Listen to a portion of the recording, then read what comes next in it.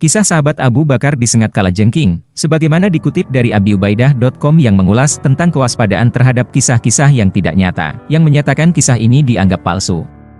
Sebagaimana penjelasan yang kami kutip dari abiubaidah.com, berikut kisahnya yang didasarkan pada Syekh Safiur Rahman Al-Mubarakfuri berkata dalam kitabnya Ar-Rahikul Mahtum halaman 168 sebagai berikut.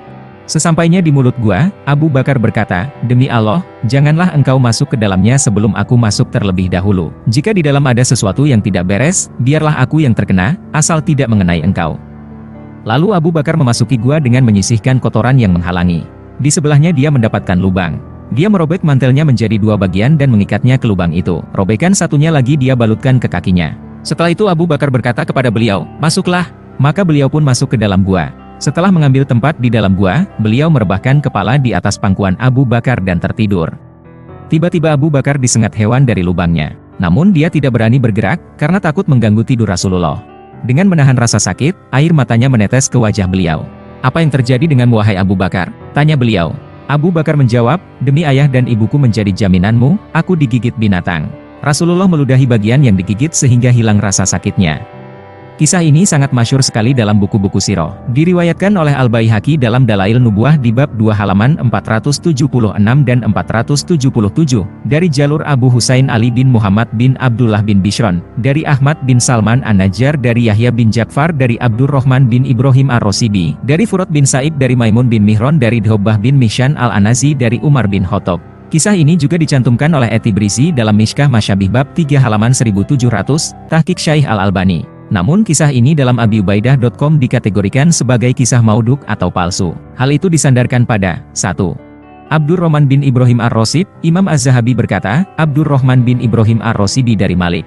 Dia tertuduh dalam kasus meriwayatkan habar batil yang panjang. Dia juga meriwayatkan dari Furad bin Sa'ib, dari Maimun bin Mihron, dari Dhobah bin Mihshan, dari Abu Musa tentang kisah di gua. Kisahnya persis seperti buatan orang-orang Thoriqot. Al-Hafiz Ibnu Hajar menyetujui perkataan Az-Zahabi tentang kisah gua di atas, yaitu persis seperti buatan orang-orang Thoriqot. 2.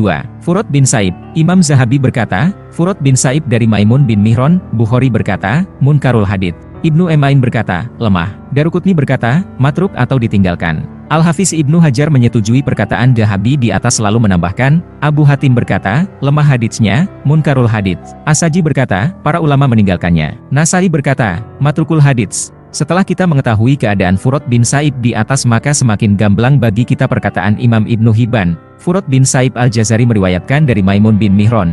Dia meriwayatkan hadits-hadits maudhu, atau palsu dari orang-orang sikoh atau terpercaya, tidak boleh berhujjah dengannya. Meriwayatkan darinya dan menulis haditsnya. Lalu ada juga kisah yang hampir sama, namun yang menggigit bukanlah kalajengking namun seekor ular. Di mana ular tersebut dikisahkan telah ribuan tahun berada di dalam gua Sur, atas perintah Allah, berkat doa sang ular yang ingin melihat wajah Rasulullah Shallallahu Alaihi Wasallam. Kemudian Allah memerintahkan ular tersebut pergi ke gua Sur untuk menunggu di dalam gua tersebut sampai waktunya tiba.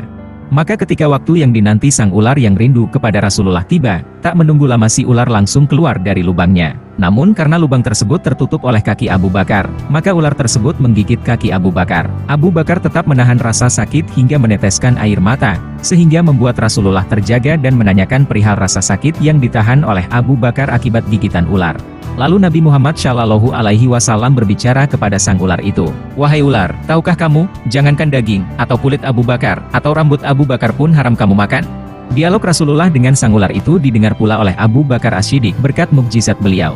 Lalu si ular menjawab, "Ya, hamba mengerti ya Rasulullah, bahkan sejak ribuan tahun yang lalu ketika Allah mengatakan, barang siapa memandang kekasihku, Muhammad, fi ainil mahabbah atau dengan mata kecintaan, aku anggap cukup untuk menggelar dia ke surga Firdaus," kata si ular. Maka si ular lalu memohon kepada Allah, "Ya Rab, atas izinmu berilah aku kesempatan yang indah itu. Aku ingin memandang wajah kekasih MU fi ainal mahabbah," doa si ular kepada Allah. Lalu Allah mengabulkan doa permohonan si ular dengan memerintahkan si ular, "Silakan pergi ke gua Sur, tunggu di sana. Kekasihku akan datang pada waktunya," jawab Allah. Si ular berkata, "Ribuan tahun aku menunggu di sini. Aku dikuatkan oleh kerinduan untuk berjumpa engkau ya Muhammad, tapi ditutup oleh kaki Abu Bakar. Maka kugigitlah dia. Aku tidak ada urusan dengan Abu Bakar. Aku ingin bertemu engkau, wahai kekasih Allah," jawab sang ular dari gua Sur. Lalu Rasulullah berkata kepada si ular, "Lihatlah ini, lihatlah wajahku," dan si ular dari gua Sur pun memandang wajah Nabi Muhammad penuh dengan rasa cinta dan rindu. Selanjutnya tanpa menunggu waktu, dengan penuh kasih sayang, Rasulullah meraih pergelangan kaki Abu Bakar. Atas izin Allah, Nabi mengusap bekas gigitan itu dengan ludah Nabi kekasih Allah dan seketika rasa sakit itu hilang tak berbekas. Namun ini adalah kisah, bukanlah hadis. Apakah lantas jika bukan hadis kisah tersebut tidak boleh dipercaya? Memang derajat kebenaran hadis Nabi menempati posisi kebenaran yang tinggi. Tetapi pertanyaannya adalah, apakah semua kisah para sahabat harus diriwayatkan melalui hadis? Tetapi apakah kisah sahabat Nabi yang tidak melalui riwayat hadis Nabi, kemudian kisah tersebut yang disampaikan secara turun-temurun, dicatat dalam kitab-kitab para imam, para ulama, dari orang-orang terpercaya tersebut dianggap palsu atau bohong hanya karena kisah tersebut tidak ada landasan hadis nabinya yang sahih? Bagaimana dengan kisah-kisah sebelum zaman Nabi Muhammad Shallallahu Alaihi Wasallam? Lalu bagaimana pula kisah-kisah yang penuh hikmah pada zaman sepeninggal Nabi Muhammad Sallallahu Alaihi Wasallam? Wallahu a'lamu bishawab.